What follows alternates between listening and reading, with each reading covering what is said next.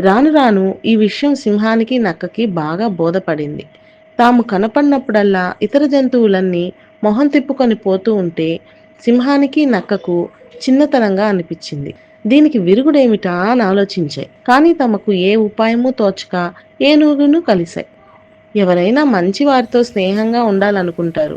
మీలో ఒకరు క్రూర స్వభావం కలవారు, మరొకరు జిత్తుల మారి.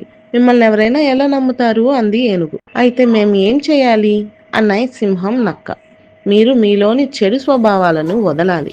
అప్పుడే అందరూ మీతో కలవడానికి ఇష్టపడతారు అంది ఏనుగు. సింహం తన క్రూర స్వభావాన్ని వీలున్నంత వరకు తగ్గించుకోవాలనుకుంది.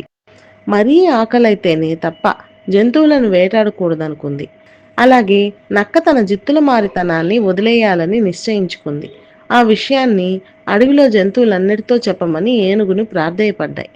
ఏనుగు మాటలు విన్న కొన్ని జంతువులు మంచిదే, కొంతకాలం వేచి చూద్దాం, అప్పుడు నమ్ముదాం అనుకున్నాయి.